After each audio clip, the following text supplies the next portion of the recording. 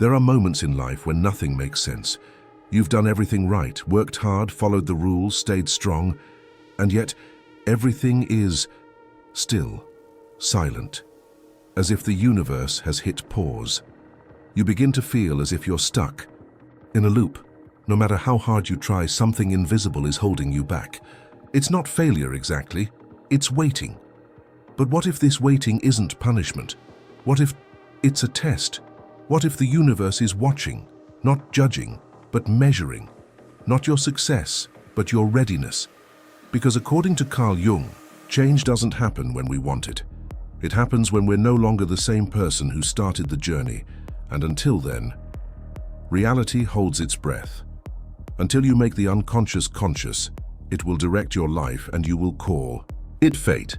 What if your current life isn't random, but a mirror, a psychological riddle, a coded examination from something deeper within you, and maybe even beyond you? This isn't a motivational story. It's a psychological thriller. And you're the protagonist who doesn't know he's being watched. There are times in life when we feel frozen between two realities, one that we've outgrown, and another that hasn't yet arrived. You might feel it as boredom, or exhaustion, or that strange emptiness that follows after doing everything you thought you were supposed to do, yet nothing has changed. You start to question everything. Your timing, your beliefs, maybe even your worth. But what if this isn't failure? What if this is the moment before a new reality begins? Carl Jung believed that life doesn't just shift when you want it to. It shifts when your internal architecture changes, when your unconscious, long ignored and unexamined, begins to take shape in your waking life. Until then, the world stays eerily quiet. Not because you're forgotten, but because you're being observed, not by some mystical force in the sky, but by something much closer. Your unconscious, the hidden part of you that the universe responds to, not the words you say, not the goals you set, but the emotional truth you bury deep beneath your routines. Jung taught that the world outside is not separate from the world inside, that our external reality is often an echo of our internal state, and that the universe seems to test us, not to punish, but to reveal. It waits to see if we are truly ready, to see if we're still clinging to old patterns in disguise, to see if we'll fall back into comfort the moment things get difficult. It's not a pass or fail exam. It's a confrontation with everything we don't want to face. And that's the part most people miss. We chase outcomes, we chase signs, we chase manifestations, affirmations, rituals, believing that we can persuade the universe to deliver something different without becoming someone different. But nothing moves. Because we haven't. Jung warned us. Until you make the unconscious conscious, it will direct your life and you will call it fate. So the real question is not, when will things change? It's, have you changed enough for the world around you to shift? There's a reason why the big moments in life rarely arrive on schedule. Why your greatest breakthroughs are preceded by confusion, chaos, or silence. Because the universe doesn't just hand over power, love, clarity, or purpose. It demands evidence that you are ready to receive without being destroyed by what you once desired. And that evidence doesn't come in the form of words. It comes in who you become when no one is watching. How you respond when everything you want is just out of reach. How you behave when you're unsure if you're being punished or prepared. Maybe you're not stuck. Maybe you're being watched. Not by others, but by the deeper, ancient parts of yourself. The parts that already know what kind of reality you're asking for, and what kind of person it will require you to become. Because reality, true, lasting, meaningful reality, doesn't shift on command, it shifts. When you do, Carl Jung didn't see reality as something fixed. To him, it wasn't a rigid structure we live in. It was a projection, a mirror, a psychological feedback loop between what we consciously do and what we unconsciously believe. It's one of the most disturbing ideas in psychology. Because if it's true, then your entire life isn't just something happening to you. It's something being reflected back at you, your fears, your unresolved conflicts, your wounds, your shadows. All of it is shaping the people you meet, the jobs you're offered, the opportunities you attract or repel. Jung called this the psychoid nature of reality, the eerie place where psyche and matter meet, where what you think, feel, repress, or deny doesn't just stay inside your head. It bleeds into the world around you, and that's the paradox. We spend our lives trying to change our external reality. More money, more love, more recognition. We chase circumstances, but according to Jung, the world doesn't change because you chase it. It changes when your inner world stops hiding. He believed that your unconscious, your deep, invisible self, is constantly broadcasting a signal, and life is listening. When something keeps repeating in your life, whether it's heartbreak, failure, or betrayal, it might not be random. It might be psychological, because the unconscious has no concept of time. It doesn't care about your calendar or your plans. It operates in cycles, repeating what is unhealed, recreating what is unfinished, attracting what will force confrontation. That's why Jung said, "What you resist not only persists, but will grow in size." It's not that the universe is against you, it's that it mirrors the parts of you you refuse to look at. You want peace, but you haven't let go of control. You want love, but you haven't dealt with abandonment. You want power, but still feel like a victim inside. Jung didn't say this to blame people. He said it to free them, because once you realize reality isn't just about effort, it's about alignment. Everything changes. You stop asking why things happen to you, and start asking, what am I unconsciously inviting in? This is where it gets even more uncomfortable. Jung warned that most people live in a state of unconscious projection.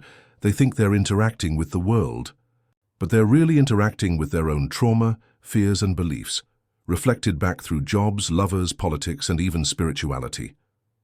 He called this shadow projection, the process of putting your disowned parts, your shame, rage, insecurity, onto other people or events because you're too afraid to admit they live within you, so you attract partners who mirror your emotional wounds. You choose environments that validate your deepest insecurities. You stay in cycles that feel familiar, even when they hurt, until one day, if you're lucky, you realize the problem wasn't out there.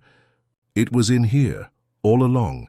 That's when the universe begins to shift, not because it's rewarding you, but because you're finally telling the truth about who you are, what you carry, what you've denied, and what you're ready to. Stop Pretending about Jung's message was never about blaming you for your pain.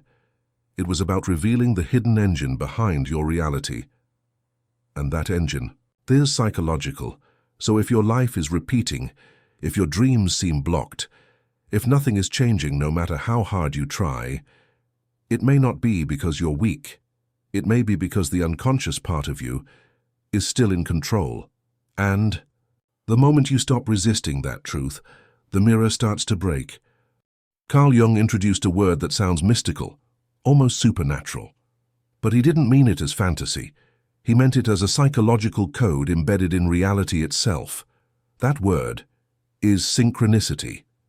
He defined it as a meaningful coincidence of two or more events, where something other than probability is at play. But it's not magic. It's not luck. It's not the universe whispering platitudes. It's more intelligent than that. It's the language of the unconscious communicating through external events, a song that plays the moment you have a thought, a number that repeats every time you're on the verge of making a decision, a stranger who says the exact sentence you needed to hear without knowing why. Most people shrug it off. Coincidence, they say, but Jung didn't think so. He believed these moments were intersections, where your inner world and the outer world briefly aligned, a cosmic checkpoint, a clue that something inside you is syncing with something beyond you. Synchronicity doesn't just happen when you're lucky. It happens when your conscious and unconscious selves are in dialogue, when your emotions, your thoughts, and your intentions are no longer in conflict. It's not the universe doing you a favor. It's the universe responding to coherence. Most of the time we're scattered. We want peace, but we fuel drama. We want clarity, but we avoid reflection. We want love, but we carry shame. So nothing happens. Or worse, everything feels off.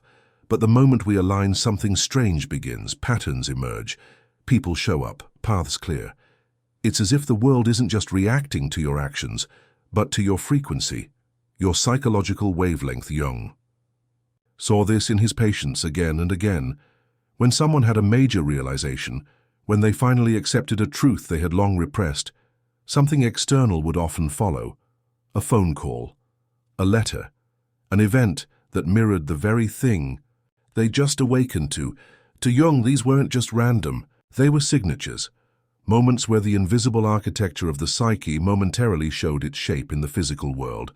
But here's the catch. You can't force synchronicity. You can't manipulate it.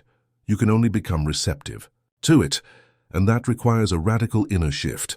You have to stop trying to control the outcome and start understanding your inner landscape, because synchronicity doesn't reward your goals.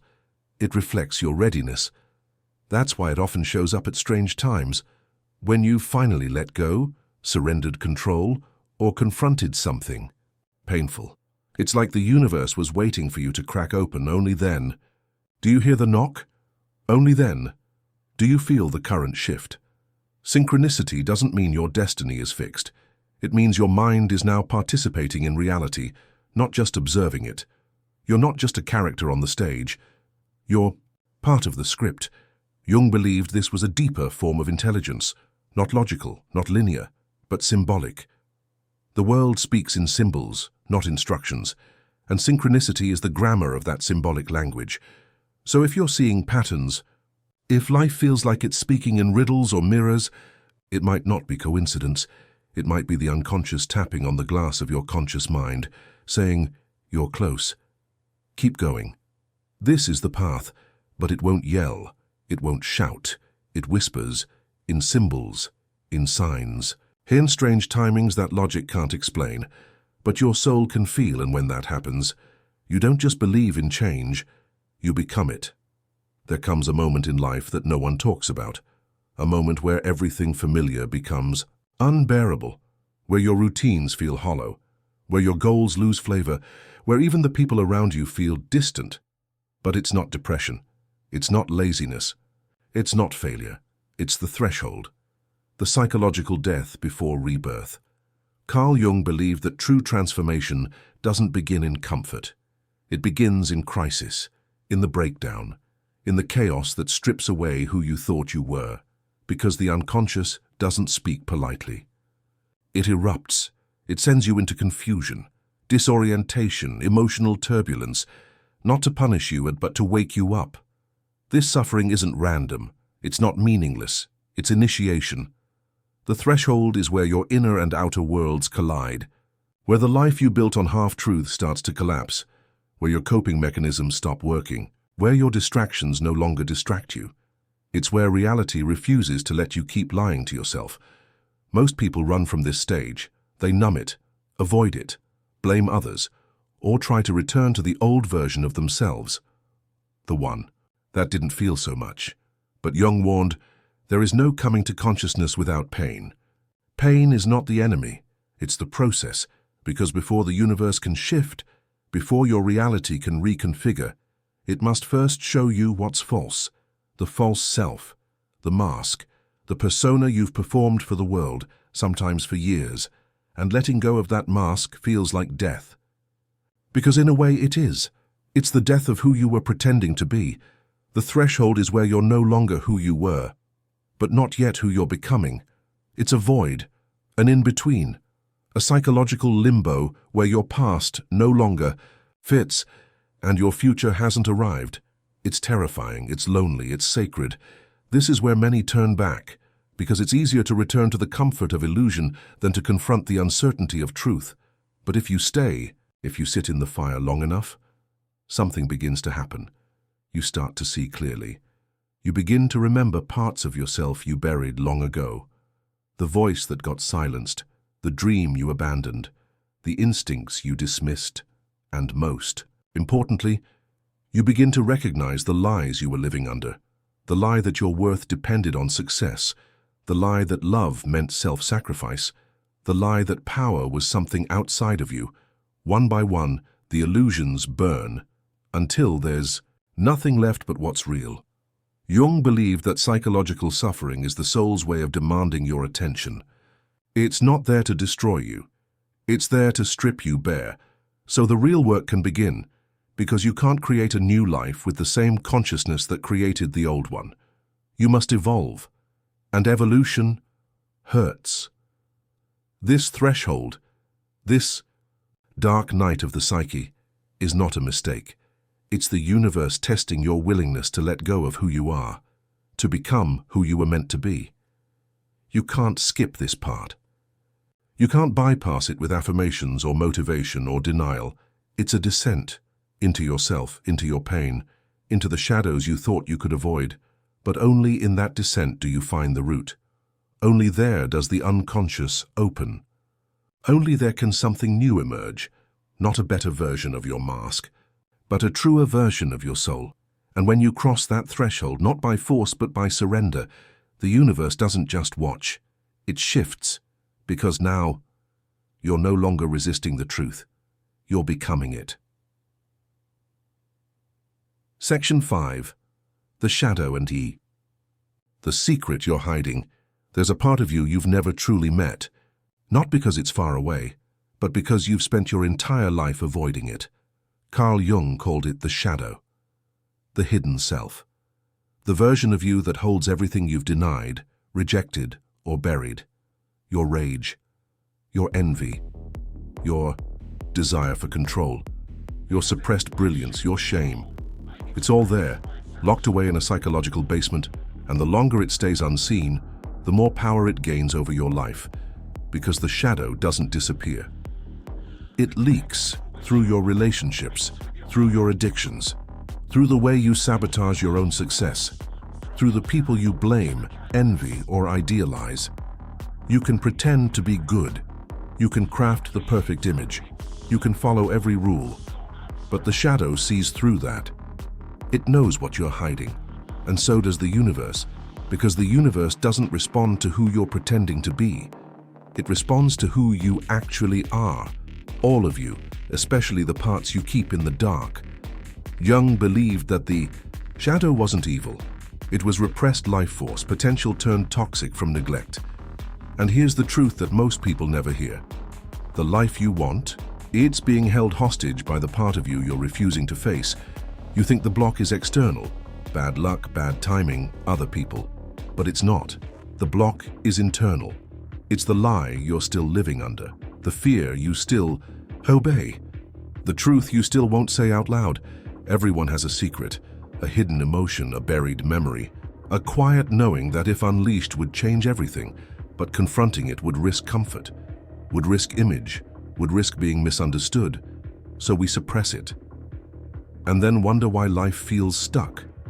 But the shadow doesn't go away quietly. It waits, and it speaks through patterns, until you finally listen. Every toxic relationship, every loop of self-sabotage, every unexplainable fear or craving, it's the shadow knocking, not to punish you, but to liberate you. Because the moment you turn toward it, the moment you ask, "What am I hiding from?" you begin to reclaim your power. Not the kind of power that controls others, but the kind that integrates the whole self, the kind that stops leaking energy into repression. And something remarkable happens. The universe responds, because now your frequency has changed. You're no longer broadcasting denial. You're broadcasting alignment. You're no longer a fractured self split between performance and truth. You're whole, and wholeness carries a different vibration. It magnetizes different experiences. It opens new doors, not because you forced them, but because you're finally ready. That's the paradox Jung discovered. Your power lies exactly where your fear lives. The thing you're most afraid to admit is the very key to your transformation. So, if you're wondering why reality hasn't shifted, why your external world still feels like a mirror of your old self, look inward. What part of you have you disowned? What emotion have you silenced? What truth have you buried beneath being fine? Because that's the secret you're hiding. And that secret, that shadow, is the bridge between who you are and who you were always meant to become. Face it, not to destroy it, but to integrate it, because only when you stop running from yourself can the universe stop resisting you. People often ask, if I want it so badly, why doesn't the universe give it to me? the success, the love, the peace, the breakthrough. But maybe the real question isn't why the universe withholds. Maybe the real question is, who would you become if it gave you what you wanted right now? Carl Jung didn't believe the universe was cruel. He believed it was precise, surgical, intelligent, and sometimes its silence is the most radical form of mercy, because giving you what you want before you're ready is not a blessing. It's sabotage. You don't rise to the level of your desires. You rise to the level of your integration. You can dream of power, love, purpose, but if you haven't made peace with your shadow, if you're still running from truth, if your identity is built on performance, trauma, or illusion, then what you attract will mirror your wound, not your worth. And the universe knows this. It doesn't operate by your timeline. It doesn't obey the urgency of your ego. It watches. It waits. Not for perfection, but for alignment. The alignment between who you say you are and who you actually are. And when those two selves don't match, when your outer life is just a mask for your inner chaos, the universe withholds. Not to punish you, but to protect what's sacred from being wasted on a false self, because everything in the universe is relational. Your desires are not commands, they're invitations, and every unanswered prayer is a mirror, a reflection of the gap between what you want and what you're still afraid to become. Think about that. For a moment, you say you want a deep, loving relationship, but have you healed your abandonment wound? You say you want to be seen, but are you still terrified of being judged?